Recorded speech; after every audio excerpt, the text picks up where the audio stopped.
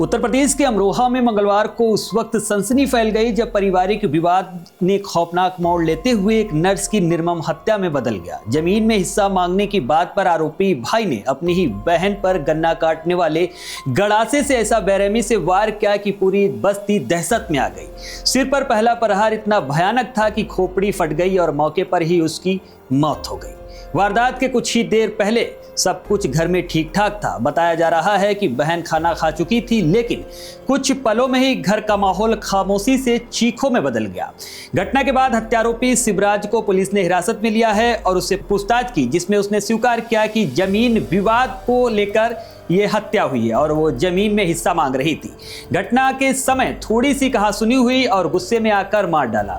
हत्या के आरोपी शिवराज को उसके हाथों बहन की हत्या होने का अफसोस है। उसका कहना है कि हत्या करना इरादा नहीं था, बस गुस्से में मार दिया।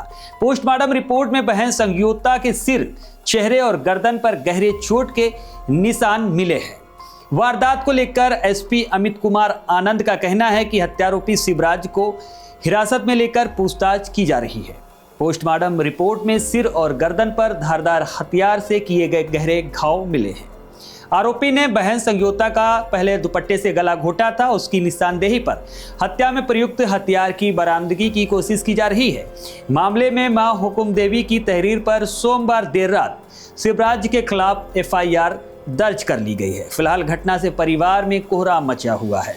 घटना अमरोहा देहात थाना क्षेत्र की नहेड़ा अलियापुर गांव की है, जहां भगवान दास का परिवार रहता है।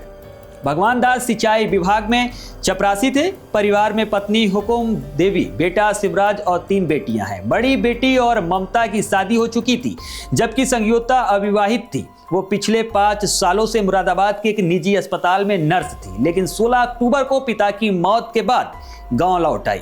पिता की जमीन में हिस्सा मांगने को लेकर संगीता और भाई शिवराज के बीच लंबे समय से विवाद चल रहा था। सोमवार सुबह करीब 11 बजे इसी बात पर फिर कहासुनी हुई, जिसके बाद गुस्से में आए शिवराज ने गन्ना काटने वाले धारदार हथियार से संगीता के सिर और गर्दन पर वार करके उसे मौत के घाट उतार दिया।